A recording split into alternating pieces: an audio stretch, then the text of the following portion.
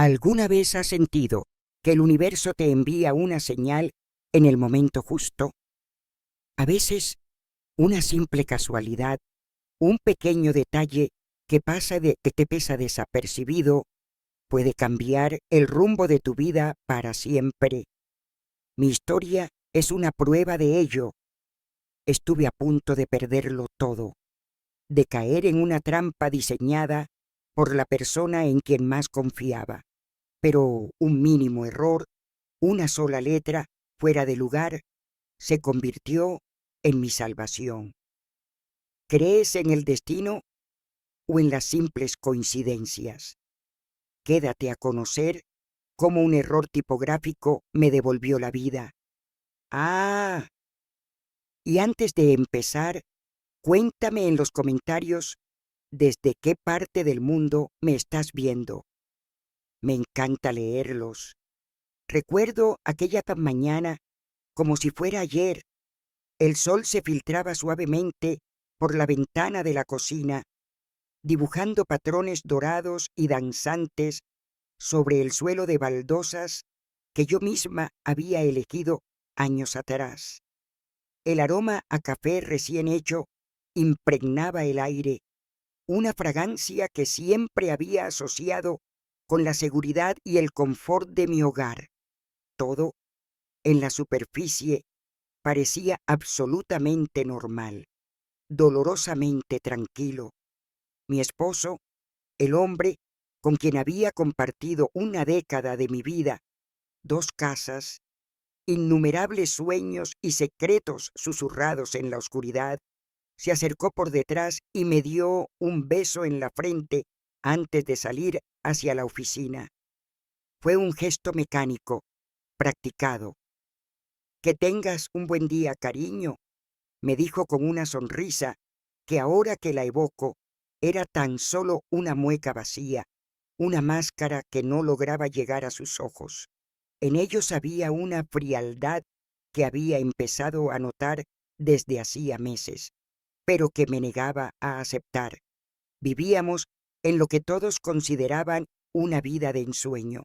Nuestra casa, con su pequeño jardín meticulosamente cuidado y su fachada pintada de un alegre color pastel, era la envidia del vecindario. Organizábamos cenas donde el vino fluía y las risas resonaban hasta tarde. Nuestros amigos nos veían como la pareja ideal, el ejemplo a seguir. «Ustedes dos sí que saben cómo hacerlo», nos decían a menudo, y yo sonreía, aferrándome a esa imagen como si fuera un salvavidas. Teníamos trabajos estables, una rutina cómoda y predecible que, si bien a veces me parecía montona, también me proporcionaba una profunda sensación de estabilidad. Pero bajo esa capa de aparente perfección, las grietas habían comenzado a aparecer, finas e imperceptibles para el mundo exterior, pero tan profundas para mí que sentía que podía caer en ellas. En los últimos meses, su comportamiento se había transformado de manera sutil pero constante. La distancia entre nosotros ya no se medía en metros, sino en silencios. Se había vuelto irritable, encontrando fallos en cosas que antes amaba. La comida estaba sosa, la casa desordenada, mi nueva blusa no le gustaba, pequeños alfilerazos diarios que iban minando mi confianza. Su teléfono, antes un objeto sin importancia, se había convertido en una extensión de su mano, siempre con la pantalla hacia abajo, siempre protegido por una contraseña que yo no conocía. A menudo lo encontraba sonriendo a la pantalla, y cuando le preguntaba qué era tan gracioso, la sonrisa se desvanecía y respondía con un vago «nada, solo una tontería del trabajo». Se quedaba hasta tarde en su estudio, con la puerta cerrada, y si yo entraba, minimizaba rápidamente las ventanas de su computadora. Yo, por mi parte, me había convertido en una experta en autoengaño. me decía a mí misma que eran rachas normales en cualquier relación larga. El estrés del trabajo lo tiene así, le explicaba a mi madre por teléfono, tratando de convencerme a mí misma más que a ella. Me esforzaba el doble por ser la esposa perfecta. Preparaba sus platos favoritos, le sugería escapadas de fin de semana que él siempre rechazaba con excusas elaboradas. Le compraba pequeños regalos que recibía con una gratitud forzada. Intentaba, con todas mis fuerzas, mantener la armonía en un hogar que se sentía cada vez más como un escenario. Pero una extraña sensación de inquietud se había instalado permanentemente en mi pecho, una corriente subterránea de ansiedad que no me abandonaba ni en sueños. Era como caminar descalza por un campo que sabes que está lleno de cristales rotos. No puedes verlos, pero sientes la amenaza en cada paso que das. Esa mañana, mientras lo veía alejarse en su coche, no tenía ni la más remota idea de que estaba a punto de pisar el trozo de cristal más afilado de todos, uno que llevaba mi nombre. Esa tarde decidí hacer algo que llevaba semanas posponiendo, organizar el pequeño estudio que compartíamos. Se había convertido en un caos de papeles, facturas antiguas y documentos sin clasificar. Mi esposo siempre decía que se encargaría, pero nunca lo hacía. Mientras ordenaba, sentía una extraña mezcla de tedio y una necesidad casi terapéutica de poner orden en al menos un aspecto de mi vida. Buscaba un recibo de garantía de un electrodoméstico que había empezado a fallar, una tarea mundana para un día que estaba a punto de volverse extraordinario en el peor de los sentidos. Su escritorio era un reflejo de su mente reciente, desordenado y hermético. Abrí el tercer cajón, uno que siempre estaba atascado, y al forzarlo un poco, un sobre blanco y doblado se deslizó desde el fondo, cayendo al suelo con un sonido casi inaudible. No era mi intención husmear, quiero dejarlo claro. Durante 10 años había respetado su privacidad como él, o eso creía yo. Había respetado la mía, pero aquel sobre era diferente. No era una factura ni una carta del banco. Llevaba el sello de una entidad oficial, un emblema que inspiraba una seriedad y una inquietud inmediatas. Mi corazón comenzó a latir con una fuerza desproporcionada. Una multa, un aviso importante del que no me había hablado, la curiosidad, mezclada con ese presentimiento que me carcomía desde hacía meses, pudo más que mi prudencia. Con los dedos temblorosos, recogí el sobre y lo abrí. Dentro había una copia de un formulario oficial, densamente escrito a máquina. Mi aliento se quedó atrapado en mis pulmones al leer el encabezado: denuncia formal. Y luego, mi nombre, o casi mi nombre. Comencé a leer, y cada palabra era como un golpe físico. Cada frase me dejaba más sin aire que la anterior. Era una acusación grave, una sarta de mentiras cuidadosamente construidas, diseñadas para destruirme no solo legalmente, sino también social y emocionalmente. Me acusaba de actos deshonrosos, de un comportamiento errático y de una gestión irresponsable de nuestras finanzas compartidas, pintando un retrato de mí que era una caricatura monstruosa, una villana de ficción. Eran verdades retorcidas, anécdotas sacadas de contexto y transformadas en armas contra mí. Un préstamo que pedí para ayudar a mi hermana se convertía en una prueba de mi derroche compulsivo. Una tarde que llegué a casa más tarde por una reunión de trabajo se transformaba en una insinuación de infidelidad. Sentí cómo el suelo se abría bajo mis pies, cómo las paredes de la habitación se encogían, asfixiándome.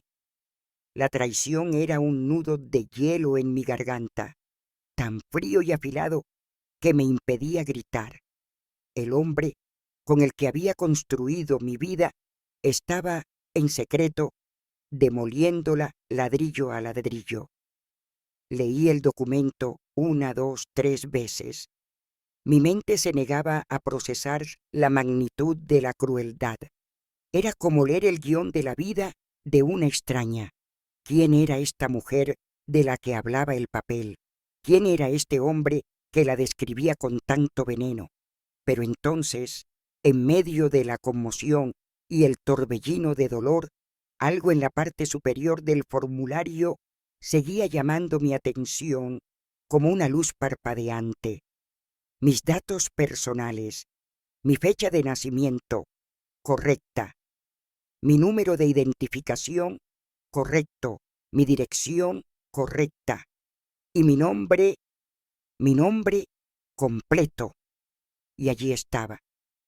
Un pequeño, un minúsculo, un casi insignificante error. Había escrito mal mi segundo apellido. En lugar de García, había puesto García. Una sa en lugar de una che. Y, al principio, en mi estado de shock, lo descarté como un detalle sin importancia, una falta de ortografía más en medio de un mar de falsedades. Incluso sentí una punzada de amargo sarcasmo. Ni siquiera para destruirme puedes escribir bien mi nombre. Pero una voz insistente en mi interior, esa misma intuición que había estado tratando de alertarme durante meses, me susurró que me detuviera y pensara, ¿cómo era posible, después de 10 años de matrimonio, de firmar incontables documentos juntos, de rellenar formularios para hipotecas, viajes y seguros, cómo podía cometer un error tan básico? No era un simple descuido. Se sentía como algo más. Era como si, en su prisa por tender la trampa, hubiera tropezado con sus propios pies.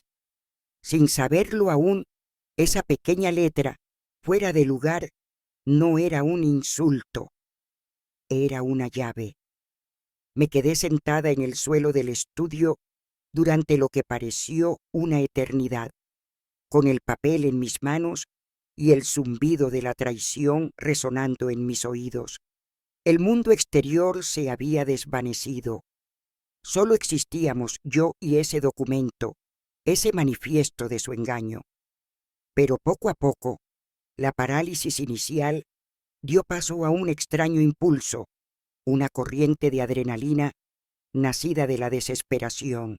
La pequeña voz en mi cabeza, que había señalado el error ortográfico, se hizo más fuerte, insistente.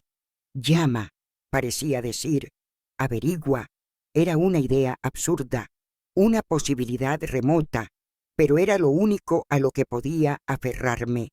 ¿Y si ese error, esa estúpida seto, significaba algo?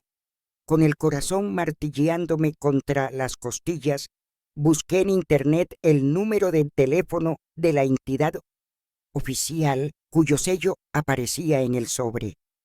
Mis dedos estaban rígidos y torpes, y tuve que marcar los números 3 veces antes de hacerlo correctamente.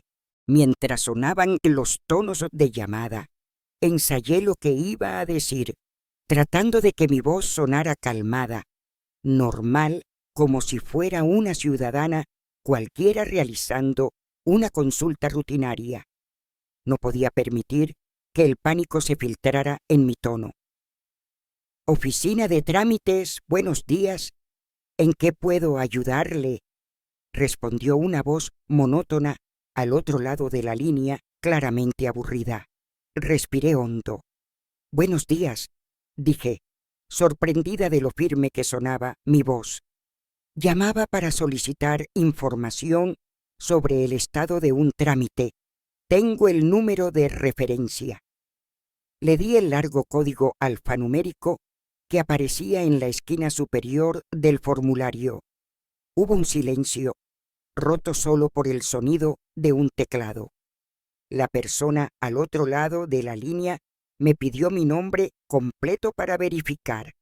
Y aquí llegó el momento de la verdad. Deliberadamente le di mi nombre y mis dos apellidos, pronunciándolos correctamente con la C donde debía estar. Un momento, por favor, voy a buscarlo en el sistema, dijo la voz. Fueron los minutos más largos y angustiosos de toda mi vida. Cada segundo se estiraba hasta convertirse en una tortura. Sostenía el teléfono con tanta fuerza que mis nudillos se pusieron blancos. Me imaginaba el sistema informático, una red compleja e impersonal, buscando mi nombre, encontrando el archivo y sellando mi destino. Me preparé para lo peor, para la confirmación de que mi vida estaba a punto de desmoronarse. El tecleo se detuvo. Mi corazón se detuvo con él. Finalmente, la voz regresó, con el mismo tono desinteresado de antes. Disculpe, señora, pero no encontramos ningún trámite a su nombre en el sistema. ¿Está segura de que los datos y el número de referencia son correctos? Sentí una oleada de confusión. ¿Cómo era posible? Tenía la prueba en mis manos. Sí, estoy segura, insistí, mi voz temblando ligeramente por primera vez. Quizás podría volver a intentarlo. La persona suspiró, un sonido de impaciencia que me llegó a través del teléfono. Señora, ya lo he buscado. No hay nada registrado con ese nombre. Entonces, la idea loca, la posibilidad remota, volvió a mi mente. Tragué saliva. Disculpe la molestia, dije con una humildad que no sentía. A veces la gente se equivoca al escribir mi segundo apellido. ¿Sería tan amable de buscarlo de nuevo, pero escribiendo el apellido con Z en lugar de C? Hubo una pausa. Pude imaginar hasta la persona al otro lado de la línea poniendo los ojos en blanco ante mi insistencia. Como quiera, respondió con resignación. Escuché de nuevo el sonido del teclado, esta vez más rápido, más breve. Y entonces el silencio se rompió con un ¡ah, vaya! Mi pulso se disparó. Sí, aquí hay algo, continuó la voz con un matiz de interés por primera vez. Tenemos un expediente con un nombre muy parecido al suyo, con ese apellido con Z, pero parece que fue desestimado automáticamente. El sistema detectó una inconsistencia entre el nombre y el número de identificación proporcionado. No coincidían. Hizo una pausa. Por protocolo, cuando eso sucede, el trámite se marca como inválido y se archiva provisionalmente. La persona que lo inició debería haber recibido una notificación para presentarse personalmente, corregir el error y reiniciar todo el proceso. Pero hasta que eso no ocurra, el expediente no tiene ninguna validez legal. Está, por así decirlo, congelado. Colgué el teléfono. No dije gracias ni adiós. Simplemente dejé caer el auricular en su base. El silencio en el estudio era absoluto, pero en mi cabeza había un estruendo. Me quedé inmóvil, asimilando la información. El sistema, el laberinto burocrático, lento e impersonal, que tantas veces había sido motivo de frustración y quejas en nuestras vidas, se había convertido en mi inesperado y anónimo caballero de brillante armadura. Su plan, tan cruel y calculado, Su intento de destruirme se había perdido en un limbo administrativo por una simple, estúpida, maravillosa letra mal puesta. Una letra. Fue como si el universo, en un acto de ironía cósmica, hubiera decidido que la balanza debía equilibrarse. No fue un milagro divino, no fue una intervención espectacular, fue la burocracia, en su gloriosa e inflexible lógica, la que me había salvado. La revelación que recibí a través de esa llamada telefónica fue como un relámpago que iluminó la oscura habitación de mi desesperación. El dolor de la traición seguía ahí, un peso sordo y profundo en mi pecho, pero ahora estaba acompañado de algo nuevo, una extraña y helada claridad. La conmoción se transformó en una determinación de acero que no sabía que poseía. Ya no era una víctima desprevenida a punto de caer en una emboscada. Ahora tenía una ventaja, un pequeño y precioso margen de tiempo que el propio descuido de mi esposo me había regalado. Sabía lo que él había intentado hacer, conocía la profundidad de su engaño y, lo más importante, sabía que él aún no era consciente de que su plan maestro había fracasado por un error de novato. En ese momento tomé una decisión. No habría confrontaciones, no habría una escena dramática llena de gritos, lágrimas y platos rotos. No le daría la satisfacción de verme derrumbada. Su traición no merecía mis palabras. Su crueldad no merecía mis explicaciones. Su castigo sería mi silencio, mi ausencia. Mi victoria sería desaparecer de su vida antes de que pudiera enmendar su error y volver a la carga. Comprendí que la casa que había considerado mi hogar se había convertido en territorio enemigo y yo debía ejecutar una evacuación silenciosa y estratégica. Mi primer movimiento fue llamar a mi hermana, la única persona en el mundo en la que sabía que podía confiar ciegamente. Cuando escuchó mi voz, quebrada pero firme, supo que algo grave sucedía. Le conté una versión resumida, sin entrar en los detalles más dolorosos. Solo le dije que necesitaba irme, que estaba en problemas y que necesitaba un lugar seguro donde aterrizar. No hizo preguntas. No hubo un te lo dije ni un cómo es posible. Solo un inmediato y rotundo ven a mi casa. Te estamos esperando. Su apoyo incondicional fue la primera piedra sobre la que empecé a reconstruir mi mundo. Luego llamé a mi mejor amiga, quien con la misma lealtad me ofreció ayudarme a organizar la mudanza en secreto. Los siguientes 2 días fueron los más surrealistas de mi vida. Viví bajo el mismo techo que el hombre que había intentado aniquilarme, actuando con una normalidad que requería cada gramo de mi fuerza de voluntad. Le sonreía cuando llegaba del trabajo, le preguntaba por su día y me sentaba a cenar con él, mientras mi mente era un hervidero de planes y listas de cosas por hacer. Cada gesto de afecto por su parte, cada te quiero casual, se sentía como una quemadura. Cada roce de su mano me provocaba un escalofrío de repulsión.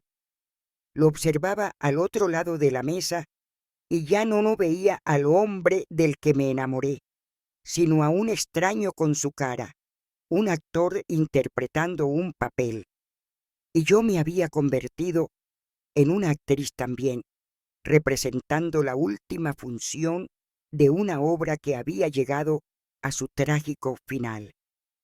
Durante el día, mientras él estaba en la oficina, mi amiga venía y, en un silencio casi ceremonial, me ayudaba a empacar mi vida en cajas Fue un proceso increíblemente doloroso y a la vez liberador. Cada objeto que tocaba era un fantasma del pasado. La foto de nuestra boda en la mesita de noche, donde ambos sonreíamos con una ingenuidad que ahora me partía el alma, la guardé boca abajo en una caja. Los libros que me había regalado, con dedicatorias llenas de promesas vacías, los apilé para donarlos. La vajilla que compramos en nuestro primer aniversario, la envolví en papel de periódico con un cuidado que ya no sentía por nuestra relación. Cada caja que cerraba era un capítulo de mi vida que sellaba para siempre. No me llevaba los muebles ni los grandes recuerdos, solo lo esencial: mi ropa, mis libros, mis fotos familiares, los pequeños tesoros que me definían a mí y solo a mí. La mañana de mi partida fue fría y gris, como si el cielo estuviera de luto por la vida que estaba dejando atrás. Esperé a que él se fuera al trabajo, observando desde la ventana cómo su coche desaparecía al final de la calle. Y entonces, con una calma que me sorprendió, realicé mi último acto en esa casa. Fui a su estudio, tomé la copia de la denuncia que había dejado sobre el escritorio y la coloqué en el centro de la mesa del comedor, un lugar donde sería imposible no verla. Encima puse mis llaves. No dejé ninguna nota. No había nada más que decir. Ese papel era mi carta de despedida, mi explicación y mi acusación. Todo estaba contenido en esa hoja. Salí de esa casa por última vez, cerrando la puerta suavemente detrás de mí. No miré atrás. Mientras caminaba hacia el coche de mi amiga, que me esperaba en la esquina, sentí por primera vez en mucho tiempo el sol de la mañana en mi rostro y con él una abrumadora sensación de libertad. No sabía qué me deparaba el futuro, pero sabía una cosa con certeza: estaba a salvo. Los primeros meses en el apartamento de mi hermana fueron un borrón de emociones. Hubo días de llanto desconsolado, en los que la magnitud de la traición me aplastaba y me preguntaba cómo había podido ser tan ciega. Hubo días de rabia furiosa, en los que deseaba confrontarlo, gritarle todo el dolor que me había causado. Y hubo días de un vacío inmenso en los que la ausencia de la vida que conocía me dejaba sin aliento. Pero poco a poco, con el apoyo incondicional de mi familia y mis amigos más cercanos, empecé a sanar. El pequeño y acogedor apartamento, aunque no tenía el lujo de mi antigua casa, se convirtió en mi santuario, un lugar donde nadie me juzgaba, donde podía ser yo misma, donde el silencio no era tenso, sino pacífico. Empecé a disfrutar de las cosas simples, el sabor del café por la mañana sin la presión de tener que conversar, la libertad de leer un libro hasta tarde sin que nadie se quejara de la luz encendida, el placer de volver a conectar con las pasiones que había dejado de lado para complacerlo a él. Unas semanas después de mi partida, recibí una llamada de una amiga en común. Su voz era incómoda, vacilante. Me contó que mi exesposo la había llamado, desesperado, había encontrado la denuncia y las llaves sobre la mesa. Al principio no entendió, pero luego, al revisar el documento, vio el error.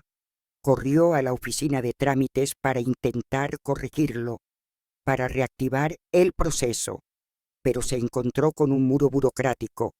Le informaron que, como yo ya no residía en el domicilio conyugal y como el expediente original había sido archivado por un error de su parte, el proceso era mucho más complicado. Necesitaba mi nueva dirección, mi firma, una serie de requisitos que desde mi nueva posición de seguridad yo nunca le proporcionaría. Su plan se había desmoronado por completo, no por una gran batalla legal, sino por su propio descuido y arrogancia. La trampa que había tendido con tanto esmero se había cerrado sobre él. Escuché la historia de mi amiga en silencio, sin sentir ni una pizca de triunfo o alegría. Lo que sentí fue que una profunda y tranquila sensación de justicia poética. A veces, la vida tiene una forma muy sutil y elegante de impartir justicia. No necesita de grandes tragedias ni de venganzas elaboradas. A veces, simplemente utiliza nuestras propias fallas en nuestra contra. Él siempre había sido una persona arrogante, alguien que se creía más listo que los demás, que prestaba poca atención a los detalles porque consideraba que estaban por debajo de él. Y fue precisamente esa falta de atención, ese exceso de confianza, lo que provocó su caída. El universo no necesitó mover montañas, solo usó una pequeña letra, una C perezosa escrita con prisa, para enseñarle una lección sobre las consecuencias de sus actos. Era el karma en su forma más pura e irónica. Hoy, cuando miro hacia atrás, la herida ha cicatrizado. Queda una marca, por supuesto, un recordatorio de la fragilidad de la confianza y de la oscuridad que puede esconderse detrás de una sonrisa. Pero ya no siento el dolor agudo de la traición. Lo que siento, por encima de todo, es una inmensa gratitud. Gratitud por ese error tipográfico que me abrió los ojos y me dio una salida. Gratitud por ese sistema burocrático que por una vez en la vida jugó a mi favor. Y, sobre todo, gratitud por la oportunidad de empezar de nuevo, de construir una vida basada en mi propia verdad y en mi propia fortaleza. Aprendí que las apariencias son solo eso, una fachada que puede ocultar las realidades más complejas. Aprendí que las peores batallas no se ganan con gritos, sino con inteligencia y silencio. Y, lo más importante, aprendí a escuchar esa pequeña voz en mi interior, esa intuición que siempre sabe el camino. A veces, el universo nos envía señales de las formas más inesperadas. Puede ser una puerta que se cierra, una llamada perdida o, como en mi caso, una simple letra mal puesta. No fue un milagro que me salvó, fue una oportunidad, y yo tuve el coraje de tomarla y correr con ella hacia mi libertad. Y esa fue mi historia. Muchísimas gracias por acompañarme hasta el final. A veces, las cosas más pequeñas pueden tener el impacto más grande en nuestras vidas. Si te ha gustado este relato, te invito a que hagas clic aquí para ver otra historia sobre cómo la vida nos sorprende cuando menos lo esperamos. Y no olvides suscribirte al canal y activar la campanita para que no te pierdas ninguna de las historias que comparto cada semana. Nos vemos en el próximo video.